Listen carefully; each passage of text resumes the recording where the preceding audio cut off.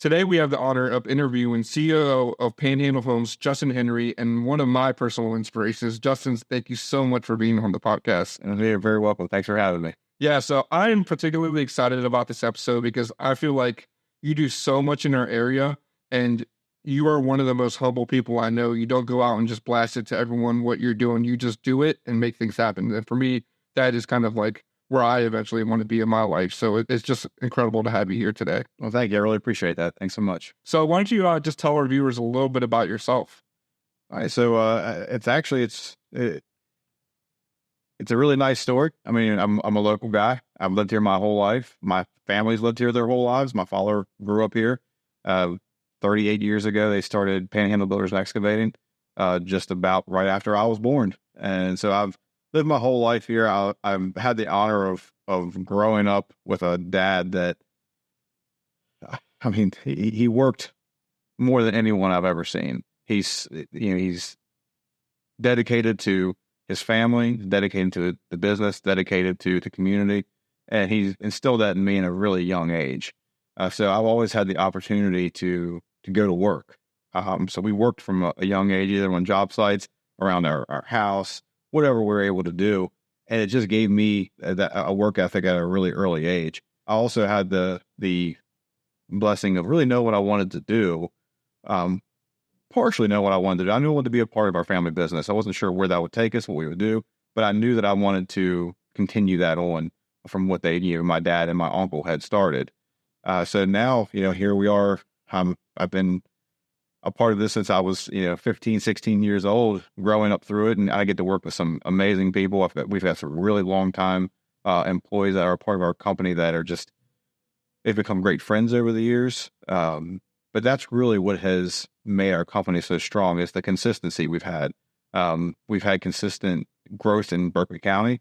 We've had consistent employment for our company and consistent people. And it's allowed us to really grow that way.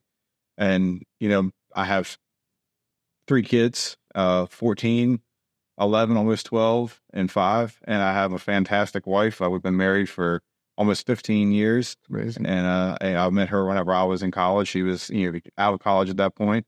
So I really, honestly, I have so much consistency in my family and in my life that it allows me to be, I think, a little more flexible and dynamic in my professional life, professional or maybe volunteer, however you want to look at that, because, my whole life is consistent and that always comes first. That's that's the way we focus on things.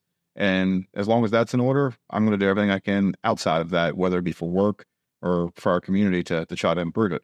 And that's one thing that I love about you. One of those points you made is your family comes first. I've always noticed that no matter how successful, no matter how many things you do, because I don't know how you do everything that you do, your family is always came first. I mean, they do. And I'll tell you that's a work in progress as well. That's not something that just happens naturally. It happens easy. You have to make a conscious effort to do that. Mm-hmm. I can tell you early in my career and working, there were times that work got the best of me and my family got the rest of me. I may have been physically there, but, maybe mentally not where I should have been, or maybe I was a little shorter with them because I gave all of my charm was worn off during the day and they got what was left. And that's something that, several years ago, I made a real conscious effort to try to be better at, to make sure that my family got the best of me. They may still argue that that's not the case at times, but I try pretty hard. That's really inspiring to me because I just recently had my first child and he's at 9 months. And there's some days where I come home and I'm just exhausted. And it kind of just makes me check myself what you just said, like, hey, your family should be getting the best of you. Because at the end of the day, that's really what matters, just leaving that legacy behind and being there for your family, not just being a shell when you get home. Well, you're right. And it's there's so much technology now that allows us to be connected all the time. And that can be a great positive. It can also drain the absolute life out of you. Mm-hmm. So you have to find a way to create that disconnect and say, this is my time with my family. People have different times that they utilize that for.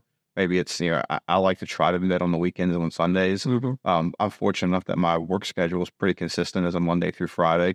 I'm obviously always kind of on and doing things. Do for something. But, the main portion of that is a a 6 to 5 time frame. After that, people are understanding that, I'm running around with my family and try to do what I need to do.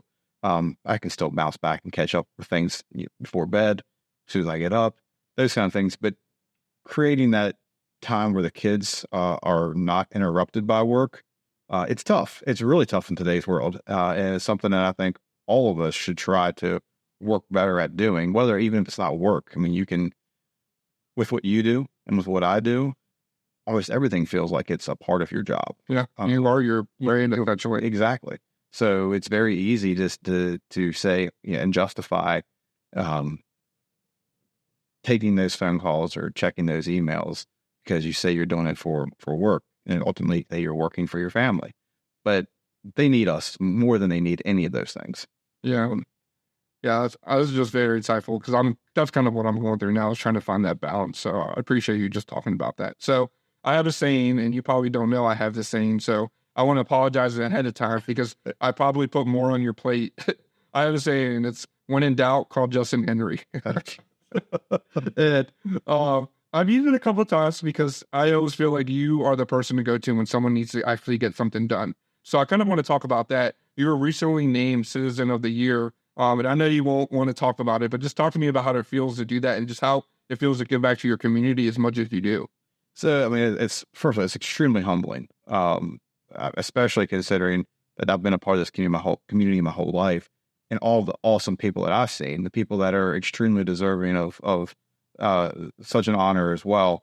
And many of them, the previous citizens of the year I've been able to interact with. And they're certainly inspiring people, and they make you want to be better and do more. Ironically enough, 10 years ago, so 10 years to the year that I was Citizen of the Year, my father was Citizen of the Year. That's awesome. So it's kind of cool to see that happen. I think he and I mean, he's instilled a lot of the same philosophies in me. Mm-hmm. That is very different than what I think I am. I'm a little more vocal about things. Mm-hmm. Trying to explain and say how I think things should be. Or my dad's a doer. I mean, he leads by example, and I like to hope that I try to be humble. Nowhere near what that man is. He is an absolute inspiration to me. Him and my mom both. I mean, they've been married for going on 40 years, always consistent. My mom, as we speak, is working right now at our office just down the street. I mean, they still work a lot. My dad's extremely involved, and people ask me because of how involved I am in things. Hey, what's your dad doing? So he's still working. I mean, this is his company. Yeah. I just happen to be the second generation, and I'm trying to work my way through the path that I think is best for my father, and then for the future generations, and for all the people that we get to work with. But being a part of this community and the citizenship that I've been able to have here, I get to be involved in so many different things. There's so much insight on what's going on in our community. And though we are a growing community, and a lot of our state will look at our growing community and say, we wish we had your problems. And that's probably true. I mean, if you go to parts of our state that are more depressed, they don't have a lot of opportunity for employment or for growth, I can understand that. But that doesn't mean there's not need right here locally. We're more comparable to our surrounding states. So we're more comparable to Maryland and to Virginia. And these are some of the wealthiest counties in those states that are around us. We happen to be one of the wealthier counties in the state of West Virginia, but comparatively speaking to the counties around us, it's not comparable. Yeah. Oh, when I say in other states. So we don't have, the Eastern Panhandle doesn't have some of the same resources that Virginia and Maryland has. Yeah. So the growth sometimes creates challenges for our area. Not sometimes, all the time creates challenges for us. Sure. So as we have organizations that their need is growing, it creates plenty of opportunity to jump in and do good things and be helpful. I just try to see what's going on, and I never insert myself in a position or in a situation where someone has something handled. I just try to be an extra set of hands. Mm-hmm. If there's something going on that I can be helpful with, I want to be helpful with it. But I very rarely will shy away from trying to do something to improve whatever situation I've been put into. Yeah. So I've been fortunate to be on multiple nonprofits over the years on their boards, and also just helping with volunteer projects. And I'm one of many people that do that. I mean, there's many people that are doing those things, and I'm thankful that I have the opportunity to do that. And this community has always been so good to our family. So as a construction company, we've had almost all the work we could ever handle within 20, 25 minutes away from our home. And in construction, that's really rare. Yeah. Construction people travel. A lot of local people would travel down to the city because their wages were better. And they would come back and live here. But they're talking about being on the road 2 hours a day or 3 hours a day. It's exhausting, and it's hard to create a personal life that way. And no work-life balance with that. There is that. So we had this blessing of a community that embraces us, that we also embrace this community. So I feel like it's my duty to do as much as I can for the community that does so much for us. Yeah, that's incredible. So talking about, the construction company, you guys have seen tremendous growth over the past decade, 5 years. I mean, I'd say you guys are responsible for a lot of Spring Mills and how it's been built up. Can you talk about the growth of the company? Sure. So our company is, it was started in 1986 by my dad, my Uncle David, and my mom a year before I was born. And we started all they were just doing excavation work, some light construction work. And they moved into more building projects, more commercial projects. Yeah, whenever my dad was 30, I think he was 30 or 31 years old, he built the Hampton Inn Hotel in Martinsburg. And he was responsible for that build. And I mean, I was a kid. I still remember running around, like the things that I did then, like I think we'd probably be in serious trouble for today. Can't do that. Different times. You can't do that anymore. So, I mean, all you can ever ask for is an opportunity. Yeah. I mean, if you're given that opportunity, and we're all given opportunities every day. And I think the difference in how we've grown is sometimes it's the opportunities that we realize are opportunities. I think so many times things happen and it's there. It might be a small thing, but it's actually an opportunity. Yep. And I think that's really incredible that we've grabbed a hold of so many of those opportunities. But what's really helped so much with our growth, obviously being in a growing community, but a growing community allows us to be, to know who we are more. So what I mean by that is, as things grow, we're able to focus on what we're best at, because we don't need to go and chase everything that we maybe aren't as good at, even though we could possibly do it. I say all the time, just because we can do it doesn't mean we should do it. Yeah. It's hard to be good at everything. So as our community grew and as our business grew, we've been able to, we're doing more, but in a smaller arena. Now it's still construction, but we're focusing, our housing focus is more for a certain type of product, a product driven and geared towards empty nesters and retirees. Not that we don't build for young families and for first-time home buyers, but really what we're best at is a home product that's good for a retiree. There are a lot of retirees that come to West Virginia or just at that age that they're retiring out, and they're an underserved population. There's not a lot of opportunity. There's not a lot of housing for them. So we've been able to focus that on our housing side. On the commercial side, we're just fortunate that we're here at Exit 20. My dad started building homes first, and he started building homes in Spring Mills Commons in 1989. And it's really neat to see how Spring Mills Commons grew. Spring Mills High School, we're not a zip code here. Like Spring Mills is not a zip code. It's not a township. It is. Spring Mills is based on the name of the Spring Mills Commons subdivision, how it started. Bruce Van Dyke started that subdivision. How did you know? So we don't have a actual zip code. It would make sense for the way it's grown down. Yeah, everyone says Spring Mills, like it's its own little vicinity. It is.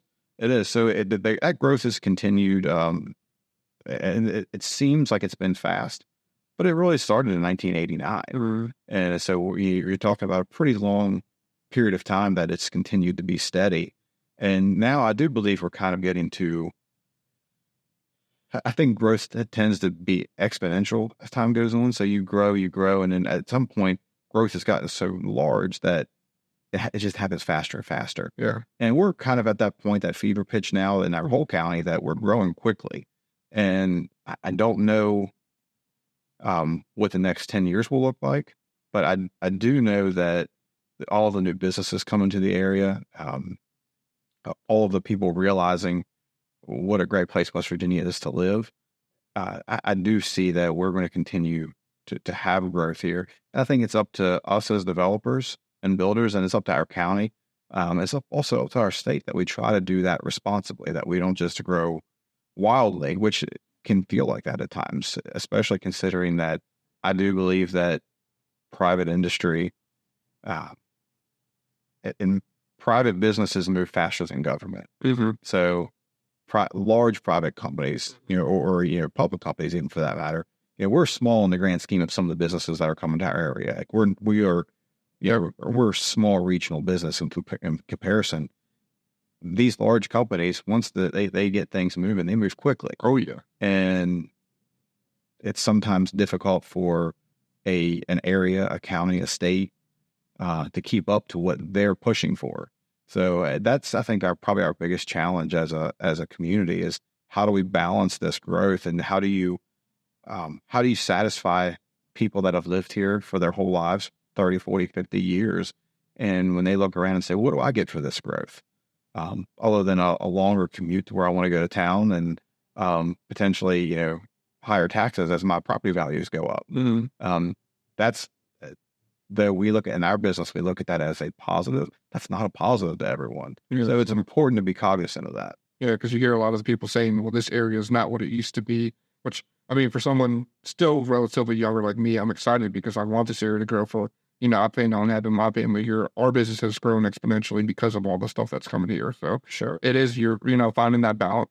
Sure. Well, and you're right. This area isn't what it used to be. It's very different than what it was whenever I was even a kid growing up. It's grown a lot. I do think the values are very similar to what they've always been. Yeah. I do think, I think the growth is positive in most ways. I know that there's a lot of counties we said in the economic development. It was a economic outlook that was done on Wednesday. Oh yeah. We were reporting that. Yeah. So when you sit through and see that there were 5 to 7 counties in the state of West Virginia that are growing, and 48 to 50 that are declining. So one of the charts that I found to be incredible that John Deskin shared was, I think it was over, I'm not sure what the period of time it was. Maybe it was 5 or maybe it was 10 years, whatever it was. The 5 growing counties in our state, or I think it was 5 or 7 growing counties in our state, have created like 14,500 jobs in those 5 growing counties. The rest of the state has lost 58,000 jobs. So I think when we have to look at it from a perspective of, do we want to be in an area that our kids aren't going to have an opportunity where their opportunity is grow up and move? We have the ability now, and that's something that we really need to focus on, is all these great young people that are coming out of schools now in Berkeley County and surrounding areas. They're talented, they're smart, and we have opportunity for them here. So let's keep them. Let's encourage them. Let's let them know what opportunities there are here locally in Berkeley County, Jefferson County, Morgan County. Let's get them raised up out of school and introduce them to the business environment here. I say business environment. Business environment can be in medical field. It can be in hospitality. It can be in recreation. But we now have a population, and we have resources, I think, in a lot of respects that support those industries more. So you can be a local West Virginia boy like me and stay here, and you can be successful here, and many fields now, not just a couple fields. One of the other things that's really interesting, I think, for the Eastern Panhandle is, if you look at the economics of the rest of the state, it's all driven on natural resources, coal and gas. I mean, predominantly, it's not even a really comparable between the next highest industry. We have none of that here. So we're not subject to coal regulations making us lose our whole town. Yeah. Thank goodness. Sure. That's a scary thing for a lot of our state, but it's what they know. And it's, so I think we have to, as a state, look at, there's certain areas in our state that are going to continue to grow. There's certain areas that maybe they don't want to grow, or they don't have the business industry prospects to grow. We have the proximity to Maryland, Virginia, DC. We're going to continue to grow basically because I-81 runs right down the middle of us. Yeah. And then going back to what you said, it's important to support local businesses. Like for us, the more support we get, the more that we can hire people locally. All my employees are local. And a lot of them have said, I never thought that I could stay here and do something like marketing, photography, videography in this area. So that's a testament to, why it's important to support local businesses like ours. Absolutely. And I'm seeing more and more of these young people involved, not just that you're coming out of school level, but involved in different organizations. And I mean, what we get the benefit of at that point is we have the long-term residents that maybe are part of these organizations or part of this community that have that historical background. They have that historical perspective and saying, listen, this is how things were. This is things that worked well, but this is some things that maybe over the years we tried and didn't work as well. And if you join that with new ideas from young people that are educated a different way, and you can work together, and you can be extremely successful. You have to have that historical perspective, though. You can't come in here and just throw out what we have always been, and try to operate new, because maybe you think your new idea is better than the old idea. I will tell you right now, like early on, I was guilty of things like that. Guilty of thinking, well, we'll just do it this way because it's going to work better. Sometimes I was right. A lot of times, though, I wasn't. I didn't have that historical perspective of why it wasn't just as simple as making that change. Sure. When you put those two things together, though, you can make really good positive inroads in many directions. I mean, you can grow organizations, especially with the resources, and knowing that some of the resources we have now weren't available before. Yeah. So not taking that for granted, like being a good steward of the resources of the organizations that you're a part of. That's incredible. So I kind of want to talk about your family and kind of the support they have given you. How has that been integral to kind of your success and just the success overall? I mean, it's vital. When I'm talking about from a young age and growing up through things, my parents gave me incredible amounts of responsibility. Not that they were bearing responsibility down on me. They gave me opportunity and basically said, hey, we're going to let you have these responsibilities and do these things. And it's up to you not to mess that up and lose our ability to give you those responsibilities and that trust that we have in you. I've been given opportunities. That's the biggest thing. My family had opportunities, but my opportunities were greater than what was presented to my parents, and it was greater than what was presented to their parents. So for me, I think it's been valuable that I understood that. I think it's really easy to take that for granted that, well, I have these opportunities, I have these things going on, I should. That's not the case. I have a far better stepping stone than what my family before me had. And I've always wanted to make the most of that and obviously make them proud of utilizing it, not embarrassing them. Yeah. Not being not doing things that would allow me to lose that respect from my family. That's the most important thing to me. I'm very close with my family, so I'm fortunate enough to this day. I still work with my mom. Still works in the accounting part of our company. My dad is still working. He's still very, very involved. My Uncle Dave is still very involved.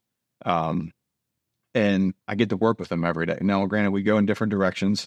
Our companies intertwine and things like that, and we have different responsibilities in different areas that we operate, but we still work together. I mean, I see them almost every single day in our office, and we get along extremely well. I think a lot of the reason why we all get along so well in a family business, which isn't always the case, I understand that, but there's no competition and here with us. I mean, we want everyone to do well, and I have the utmost respect for them that I'm working for them. I'm trying my best to better things for them because they did it for me. Mm-hmm. And the coolest thing that I find is like outside of work, my dad, my Uncle David, they're two of the first people that I'm going to do something with for fun outside. You know, like we might be working together, but they're going to be the two guys that I'm going away and doing something. They're pretty high on the list of who I'm calling to do it with. And if not the top of the election, they're at the top of the list. So that's really great to us. I mean, I get to do that, but also then I get to show that to my kids. And so my wife and I, we built a home 10 years ago that joins the property of my parents. I've got all our family members around there.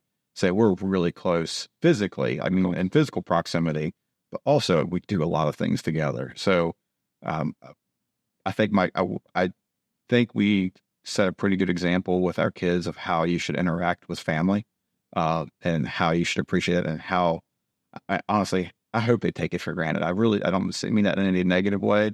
I want them to feel so comfortable that family is just that close and that we do that much with them, mm-hmm. that it's second nature, and they don't think differently. They don't think that, man, I really need to enjoy and appreciate this.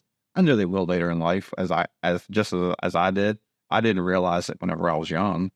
As I've gotten older, though, and had kids of my own, I realized how valuable that is, and valuable in a way of just quality of life. Weird. You know, quality of life and wanting to spend that time with them.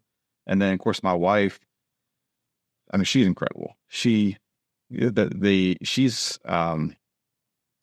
nurse for the school system at this point. So she is a school nurse, but she was a hospice nurse at one point when we were together early in our career, or my career, and early in our marriage. She has that ability. She has that caring ability to be that type of person. But, you know, as time went on, scheduling with our kids, being a school nurse is a fantastic way to do that. She can kind of have the similar schedule the kids do, which is great. She's actually right here local. She's at Beddington, and then she helps at Spring Mills Middle as well. So she's right here close, but she is such a, when we started dating, she was such a better person than what I ever was. That's all you can ask for. So, I always wanted to, she was very inspiring to me because I wanted to be better, because I think she thought I was better than what I was. That, or maybe she just saw something in me that was there, and I knew she pulled it out of me. But she's an incredible woman, and her support of what I do is, it's hard to describe, because it's always been there. I mean, she's always been supportive of me. So I don't look at it as there's been some change. It's just, as we've grown and evolved, her support has always been there. And I'm not sure that it's grown or evolved with me. I think it's just always been. It's just, it's there. And she's a fantastic mother to our kids. It's always nice to have a nurse in your house, especially with 3 kids. Very true. Especially with my middle son. Yeah. Even though he's tough as nails, he tends to put himself in situations where I'm like, maybe have mom take a look at that. So it's great. I mean, we all spend a lot of time together. I mean, last night, I got off work and grabbed my daughter up and my wife, and we drove to JMU for a basketball game, just to have a little bit of time, just with our daughter. 'Cause when you have 3 kids, it's hard to ever get any of that individualized time. But to be able to talk to her and see what's going on in her life and what she's wanting, she's in 8th grade, and how's school going, how are things, and just those basic conversations. They don't, she may never remember what we talked about, but she'll remember we did it. Yeah. And I think that's important. I feel the same way. Though my dad worked all the time, my mom is a fantastic, very, very, I wouldn't say she was a strict mom, but she expected things, and she expected that we appreciate things. I mean, when you get up and you make your bed, you appreciate the fact that you have a bed to sleep in, that you have your own bed, and you make your bed, you take care of things. And that's really been driven into me my whole life, that you appreciate the things you have, because it's not guaranteed. So, I mean, if they can, whatever we have, and trying to appreciate it, take care of it, and make it last as long as possible. I try to do that same thing with my kids. It's tough at times because we kind of live in a little more disposable world, but there's things that shouldn't be disposable. I try to make sure I point that out to them and make sure that they have the ability as they get older that they should be given those same responsibilities that I was fortunate to have. And it seems like, kind of speaking down that generational line, your kids are already starting, doing their own thing. So talk to me a little bit about your kids and their activities and what they're doing. Yeah. So, I mean, Peyton she's my oldest.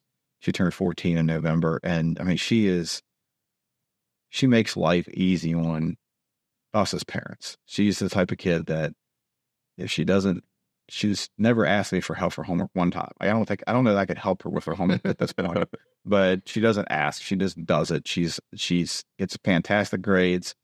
She's a really kind person just in general, but she got interested in years ago. Actually when she was 8, she said, "Hey, I want to do a play at the Apollo Theater." And that's not something that I've ever been exposed to.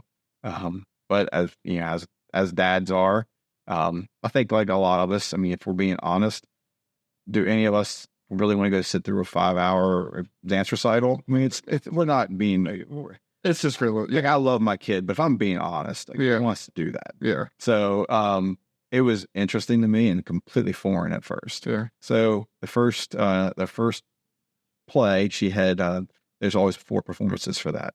I got tickets for one. I was like, I'm going to do my duties as a parent and I'm going to go to, one of these shows and all of that. Well, after that first one, I don't think I've missed a performance since because I go to all 4 of them because my goodness, I only get to see this 4 times. Yeah. And it's done. And it's months and months and there might be another one. And they're always different. Their roles are always different, but watching the kids that she performs with down there and seeing how they've grown and matured, and then some of them age out, you don't get to see them anymore. I've really come to enjoy it. And I think as most parents are, if something brings their kids joy, easy for it to bring you joy, even if you don't understand it or don't have any background in it. So Peyton is very involved, but in the Apollo, and also a lot of other extracurricular activities at school. And then Parker, he's a completely different animal. Yeah, Justin Henry is what I'm dating. Well, so Peyton and Parker couldn't be any more different. They literally, you would never guess that they're related in their behaviors. Parker's a good kid. Don't get me wrong. I mean, it's not that they're different in that regard. He's a good student, but he's not as passionate about that as what Peyton is. Peyton wants to do her best and be the best all the time. And Peyton doesn't care what that is. Like, whatever she's tasked with, whether she wanted to do it or not, once she's tasked with it, she's going to do the absolute best she possibly can. But she wants to master that. Mm-hmm. Parker, on the other hand, like if it's something that he's really interested in, he will go all out. If he's not interested in it, you cannot make him. You're not going to push him in that direction. So he loves being outdoors. He likes to hunt and fish, and he likes to build things. And he's very mechanically inclined. So watching him build stuff and it's his ideas that come together, it's pretty neat to watch and to see how his brain works. Things he builds up in our shop that I would have never thought of using those components to make what he was making. It's pretty neat. Mm-hmm. But then a couple of years ago, 2 Christmases ago, he wanted a forge and an anvil. He wanted to be doing do blacksmithing. Oh yeah. I saw that on Facebook. Yeah. So he was, he does some blacksmithing stuff at the house. He makes some knives, and he's learned all this stuff kind of self-taught. And I have taken him to get some classes on it so he can be better trained. Obviously, safety is important with that, so he can't do it on his own. Yeah. Can't just set him free with a forge and all that. So he does that, and we have a campground from our rental property company called Summerwind, and there's 80 campsites down along the Potomac River, and we just finished that last year. And Parker had this idea of selling bundled campfire wood. So last year we cut and split a bunch of firewood, and of course he couldn't run a chainsaw, but he could split wood, and he split a ton of wood, and he bags it up. He has a little setup down there where he sells campfire wood, and he took that money and that he had, and he bought a ice machine. So now he sells bagged ice next to his campfire wood as well.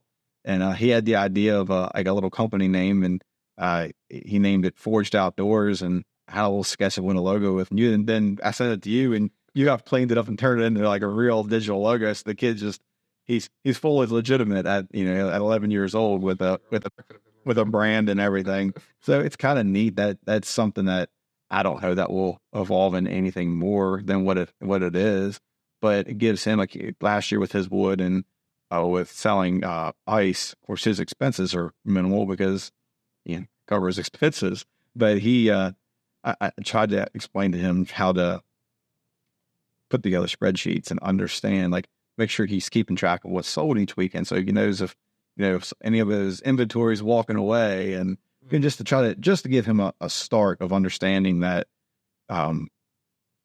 doing the work is one thing, and doing the work is important, but also the clerical side of that, of making sure that what you sold, you actually made $1 off of it, as opposed to just working for free. Yeah. And so that's a component that I'm trying to instill in him at this point, to make sure that he understands both sides of just not only just the work part of it, but also that this requires paperwork on the back end to make sure you're doing things correctly.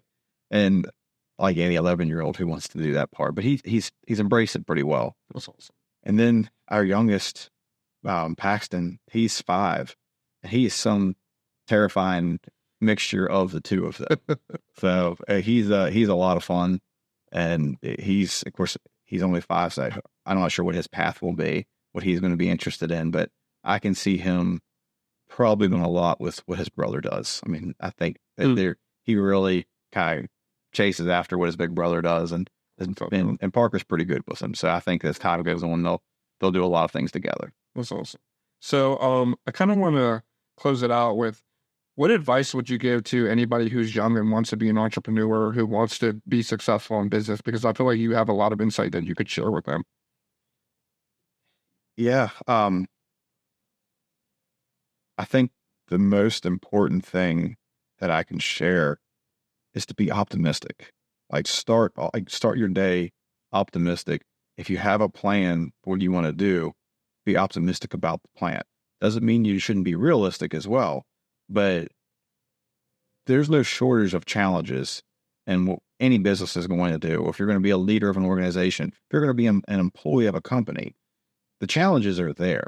I mean, it's very easy to point out the negatives in the day. I mean, it's really easy to point out that it's raining outside right now, and let that negativeness kind of take you over for the day.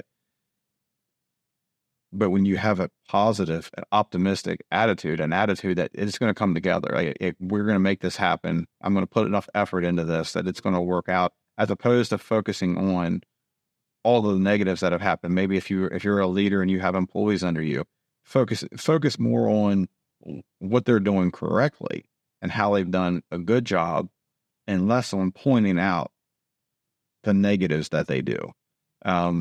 Obviously, you need to clean up either poor performance or bad behavior, but it's a lot easier to do that if you focus on the positives, because it makes them also want to do better on their deficiencies. Yeah. So I think being a kind leader is extremely important. Leading with kindness. Obviously, you can't be a pushover. You can't let things just, you can't take it on the chin every day, but you should lead with kindness first, and you should be willing to put the hours and the effort in yourself, not just expect it of someone else. Yeah. And I think that's something that's really important. It's really hard for a leader or a manager to lead or manage someone in a role that they don't know how it works. They don't know what that job is. And that happens in a lot of businesses, where you've got employees that you've never done their job, and you don't know what they do, or you're in a nonprofit board seat that you're helping with a thing, and you don't know how they do what they do, and you're going to sit here and tell them how to do it. I think it's really easy for them to have no interest in hearing what you have to say at that point. So in the instances when you have done that job and you've moved up through the ranks, share your experiences with those people that are doing it. But in the experiences or the instances where you've never done that job, learn it. Like, get to know those people, understand what they do and why they're doing it that way they do it. You're not going to know their job entirely, but try to understand it. Try to understand as much of what's going on as possible. And have some empathy for what they're dealing with. Because one thing that I think is really important that people understand is everyone's level of stress and challenges. It's relative to each person. Yeah. So, I mean, someone may have a lot of things on their plate, and you may look at someone else's role and you're like, well, they only have this to worry with. You think they maybe only have that to worry with, but to that person, it is the exact same amount of pressure as what you're feeling if you think you have 10 things to deal with. Yeah. And again, it's all relative because that's all they know. Mm-hmm. You know these different items. So you need to try to make sure that you're humble as a leader, that you're kind. And there was a book that I was reading earlier this year, and it was actually, the book was called Man's Search for Meaning. It's a neat book, but one of the things that they talked about, this book was actually referencing, it was a writer who had survived the Holocaust. He was a psychologist, and he was explaining, and basically this book's explanation is, and what he's writing about is how men and women over time can always find happiness, even in the most horrific situations. And reading through this book,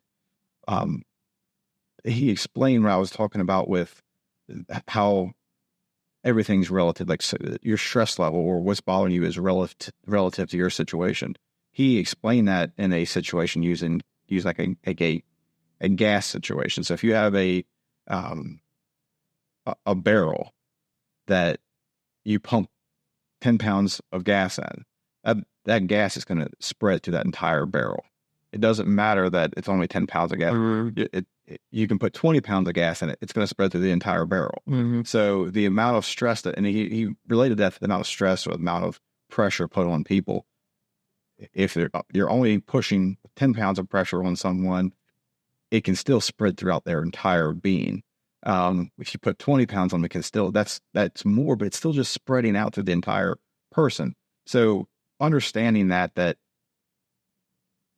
a small stress to one person may be a massive stress to another. Yeah. And being empathetic of that as a leader, that this may be a smaller task in your uneducated perspective, but to that person, it is the biggest task for them for that day. And trying to be empathetic of that is really important. That's awesome. It really kind of helps you put things into perspective. You have to think about what other people are going through. Yeah, and I'm sure that I butchered his analogy to a degree, but I remember whenever I was going through that, how it clicked with me. It clicked in my head and it made a lot of sense. Mm-hmm. I'm sure I didn't explain it as well as it clicked to me, but it made a lot of sense.